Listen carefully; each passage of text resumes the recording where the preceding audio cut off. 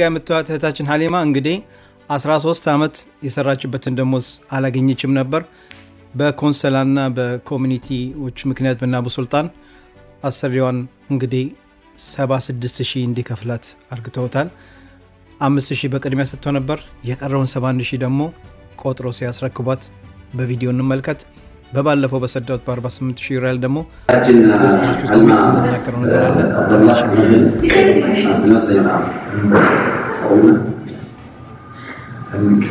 ውድና ተከበራችሁ ማሙታችን ቤታችንና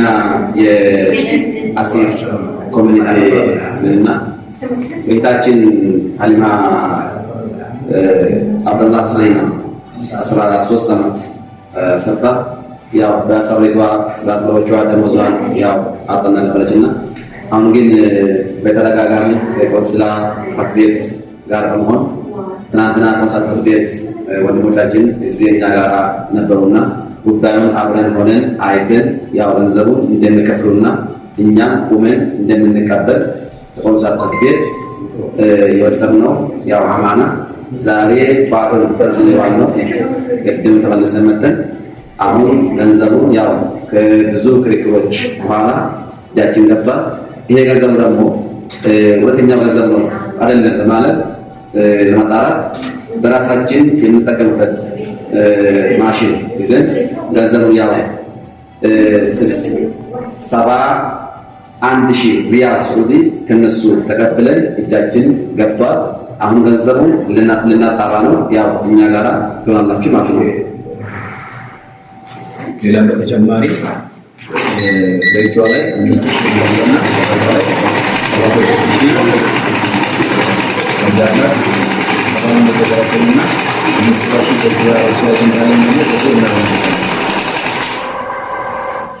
አንቺ የተሰማሽ ነገር ካለ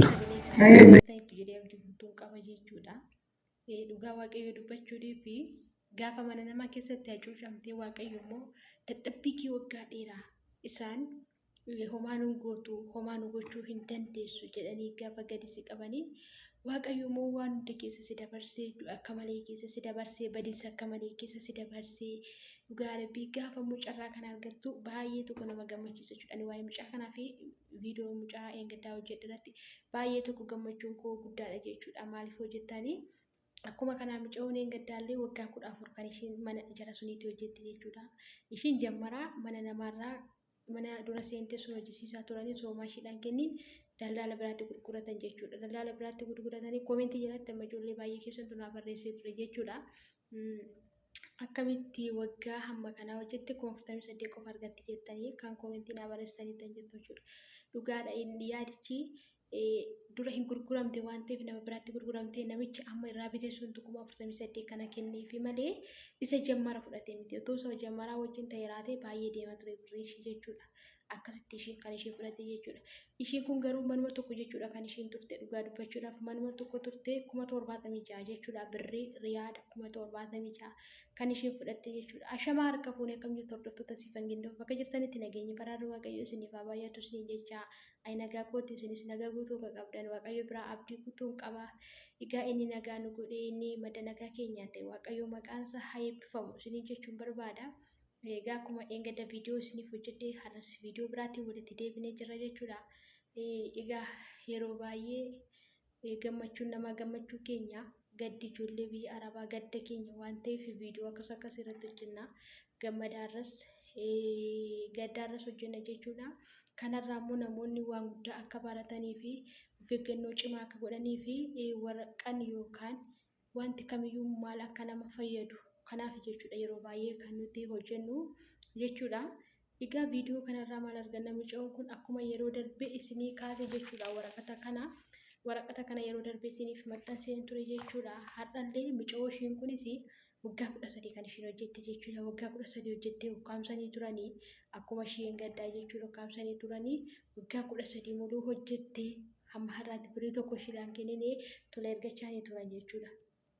Egaa amma immoo waaqayyo guyyaa ishiidhaaf fidee bara ishiidhaaf fidee hacuuccaa abbaa ormaa keessaa ishee baasee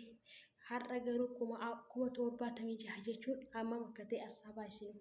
jaruu liqitti galuu jechuudha isaatii kana. Waaqayyo immoo guyyaa ishiidhaaf fidee imimmaa ishee bara baay'ee dhiphina ishee imimmaa ishee bara baay'ee dhiphina ishee bara baay'ee jechuudha guyyaa tokko waaqayyo isheerraa dhiqee dhugaa dubbachuudhaaf yeroo baay'ee mubee miidiyaa kana baay'ee tokkoon isa galateeffadha jechuudha dhugaa dubbachuuf baay'ee nama cimaadha mubee miidiyaan kun baay'ee nama cimaadha jechuudha akkasumallee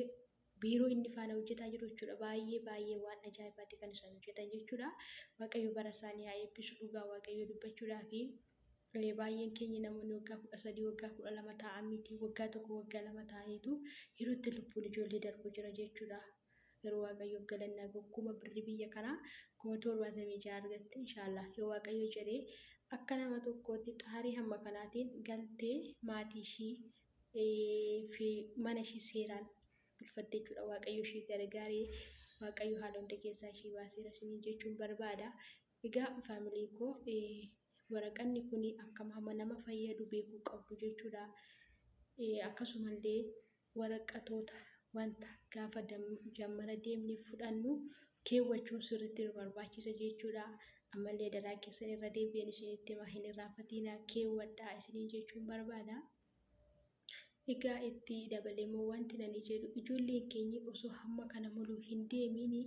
gaafa rakkoon tokko isinirra gahe dafaatii guyyaa 2 guyyaa 3 keessatti otoo waggaa 10 hamma kanaa hin taa'in waggaa 5 waggaa 6 waggaa 3 waggaa 4 keessatti dabtanii fala itti baafachuu qabu jechuudha malee waggaa hamma kanaa teessanii dhugaa waaqayyo dubbachuu fi waggaa 5-6 walitti maaliif wanti hundumtuu duuba kana seerri akka jiru beekuu qabu namni lubbuudhaan jiru waan barbaade yoo ta'e iyyuu homaa isaa gochuu hin dadhabu jechuudha kana beekuu waan ta'eef isaan nama miidhuu danda'u kanaaf osoo waggaa hamma kanaa hin taa'in waggaa 2 waggaa 3 taa'aa haala jala sun yoo beektan dafaatee gara ta'etti furmaatatti gochuuf yaalaa malee waggaa hamma kanaa hin taa'in isiniin jechuun barbaada maaliif kuni eegicha waaqayyoo taanaan malee lubbuu keerrattuu faraduu danda'u sigalee lubbuu keerrattuu faraduu danda'u garuu gargaarsa waaqayyoo taanaan isiniin jechuun barbaada kanaaf jabaadhaa isheen jedha obboloota koo inni guddaan immoo lafa jirtanitti waaqayyo waliif kadhadhaa kanarraa barumsa guddaa akka isin barattan abdiin qaba akkasumas waraqanni gaafa majammaraa ittiin galmoomne dhufne yookiin waraqanni kontoraata harkatti qabannee dhufne hammam akka nama fayyadu sirriitti beekaa isinii jechuun barbaada ምክንያቱም kunoo dhugaa dubbachuudhaaf birrii keelleettiin fudhattaa akkasuma miidhaan tokkollee sirra ga'uu hin danda'u bakka waraqaa eenyummaa keeti jettee fudhachuu qabda jechuudha amma ijoolleen kun ishiin yeroo darbee waggaa 14 teessee ishiin amma waggaa 13 teessee kunis waraqaa eenyummaa qaban jarri kun garuu mana keessaa hin bahanii gaafa deeman isaan faana deemu manuma keessa oolu waan ta'eef waggaa 10 hamma kanaa taa'uu isaanii yaadaa isin jechuudha kanaaf dhugaa dubbachuudhaaf ijoolleen keenya jabaadhaa isiniin jechuun barbaada viidiyoon koo har'aa kana fakkaata saatiin qabu deebi'u viidiyoo engadaa waan dheeressuuf viidiyoo dheeressee fi viidiyoo kana gabaabsuun barbaade jechuudha viidiyoo biraatiin nama walitti deebinutti turtii gaarii naa qabaadhaa laayik sheer sabskiraayib gochuu hin dagatinaa keessattuu viidiyoo koo amma dhumaatti naa daawwachuu hin dagatinaa isiniin jedhu obboloota koo sabskiraayib naa godhaa isiniin jechuun barbaada turtii gaarii naa qabaadhaa shaaloo eebbifamaa